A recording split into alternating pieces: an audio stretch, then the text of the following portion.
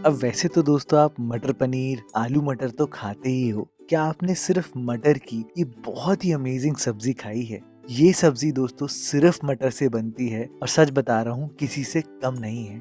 बहुत ही unique texture और बहुत ही अमेजिंग फ्लेवर आता है इसका। हेलो दोस्तों, मैं हूँ Bharat. Welcome to my cooking blog. तो फिर देर किस बात की, चलो फिर शुरू करते हैं। आपको यकीन नहीं होगा लेकिन एक्चुअल में दोस्तों ये सब्जी बनाना बहुत ही इंस्टेंट है। देखो, आपको छोटी वाली मिक्सी में बस एक प्याज डालना है, 2 हरी मिर्चें डालना, थोड़ा लहसुन को ज्यादा रखना और इसी में ही आप यहाँ पर धनिया की डंठल के साथ थोड़ा धनिया भी डालना। मैं क्या करता हूँ कि जैसे मैंने 1 कप फ्रेश मटर लिए हैं। इस रेसिपी में सिर्फ और सिर्फ फ्रेश मटर का ही यूज करना दोस्तों। गलती से भी फ्रोजन का यूज मत करना, नहीं तो वो फ्लेवर नहीं आएगा। आप जब मटर को धो के रखोगे ना तो उसमें से 2 चम्मच मटर ये प्याज वाले पेस्ट में डालना, थोड़ा सा पानी डालना और इसका पल्स मोड पर एकदम कोर्सली ग्राइंड करना। ध्यान रहे दोस्तों, पेस्ट अगर आपने बना दिया तो इसकी कुकिंग बहुत सही से हो नहीं पाएगी, अनइवन होगी, हल्का सा दरदरा होगा तो ये हीट इवनली पकड़ेगा और एकदम सही से ब्राउनिंग होगी।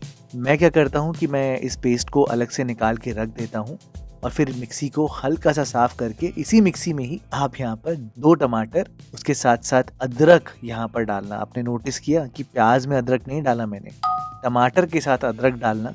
फिर एक ट्रिक मैंने यूज करी है, 1 चम्मच बेसन का डाला है और 1 चम्मच कश्मीरी लाल मिर्च।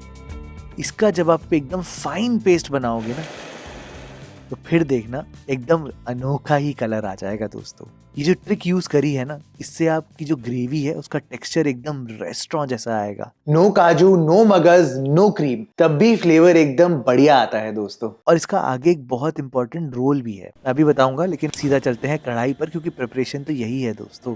कढ़ाई में आपने सरसों का तेल डालना है। तेल अच्छे से धुएंधार होना चाहिए, एकदम गरम। जब गरम गरम तेल हो जाए तो आप यहाँ पर डालना थोड़ी सी हींग। मटर हल्के से गैस करते हैं तो हींग जरूर डालना दोस्तों। इसके साथ साथ 1 चम्मच जीरा और 1 तेज पत्ता और डायरेक्टली आप यहाँ पर वो जो प्याज था उसका पेस्ट डाल देना। अब जो लोग नॉर्मली गलती करते हैं वो यहीं पर करते हैं कि जो प्याज है उसको पूरा ब्राउन नहीं करते।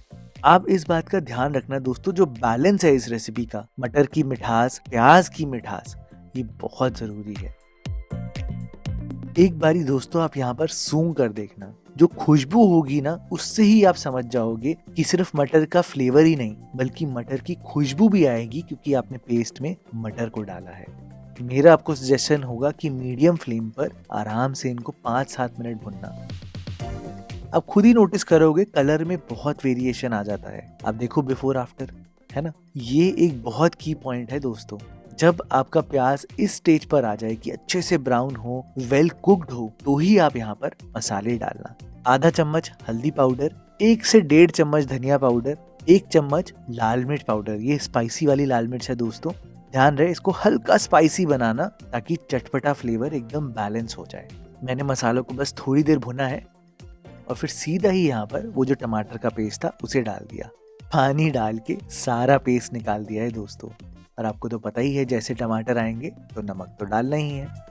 अब ये स्टेप अगर आपने एकदम परफेक्टली किया तो फिर देखना खट्टे मीठे का बैलेंस एकदम बढ़िया आता है। आपने कभी नोटिस भी किया होगा कि जब मम्मी बचपन में खाना बनाती थी तो यहाँ पर टमाटरों को बहुत अच्छे से भूनती थी, मतलब इतना भूनती थी कि एकदम दानेदार हो जाते थे। इस कुकिंग को फास्ट करने के लिए मैं तो यहाँ पर ढक्कन लगा देता हूँ और गैस को लो फ्लेम पर छोड़ देता हूँ।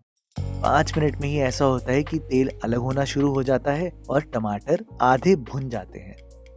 अब ध्यान रखना दोस्तों, आपको एकदम दानेदार करने हैं टमाटर।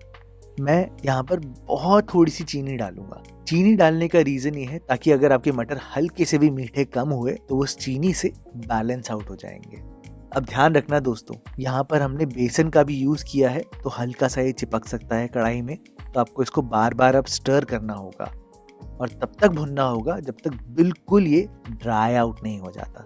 अब ये देखो बिफोर आफ्टर, ये स्टेप अगर आपने कर लिया तो गारंटी है दोस्तों कि ये जो मटर की ग्रेवी है सच में बहुत मेमोरेबल बनेगी। अब बस आपने थोड़ा पानी डालना है, ज्यादा पानी मत डालना, इसको थोड़ा गाढ़ा ही रखना है आपने ताकि मटर का फ्लेवर एकदम स्ट्रॉन्ग आए। लो फ्लेम पर आप इसे छोड़ देना हल्का सा सिमर होने के लिए। तब तक मैंने क्या किया कि एक पैन लिया, हाई फ्लेम पर इसे रखा है और इसमें थोड़ा सा बटर डालते ही यहाँ पर तेल डाल देना, ध्यान रहे नहीं तो बटर जल जाएगा, स्वाद नहीं आएगा। इसी गरम गरम पैन में आप यहाँ पर 3 हरी मिर्चें डालना, हल्का सा कट लगाया हुआ है इसमें, और फिर वो जो मटर थे ना उन्हें यहाँ पर डाल देना। 1/4 टीस्पून या आधा चम्मच के आसपास नमक आपने डालना है और इन मटर को अब आपने रोस्ट करना है हाई फ्लेम पर। आप खुद ही नोटिस करोगे कि पकते पकते मटर हल्के पॉप होने लग जाएंगे और वो पॉप होना ही इंडिकेशन है कि मटर आपके अच्छे से पक चुके हैं। मुश्किल से 2-3 मिनट लगते हैं दोस्तों। अब आप देखो ग्रेवी को, हो गई ना एकदम थिक, बेसन की वजह से दोस्तों। सीधा ही आप इनको यहाँ पर ग्रेवी में ट्रांसफर करना। इसी में ही आप यहाँ पर अदरक के लच्छे, कसूरी मेथी को भूनकर डालना।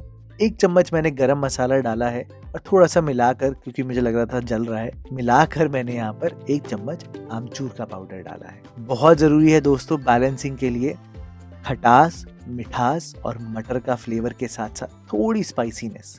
These are the perfect pillars दोस्तों, जिससे बहुत ही अमेजिंग फ्लेवर आएगा। लो फ्लेम पर ढककर 5 मिनट तक सिमर होने देना। एंड दैट्स इट दोस्तों। फिर देखना मटर की इतनी ऑसम सब्जी बनती है कि सच में आपके घर में सबको बहुत पसंद आएगी, चाहे बच्चे हो या बड़े हो। बना कर देखना, इजी भी है और मजा आएगा।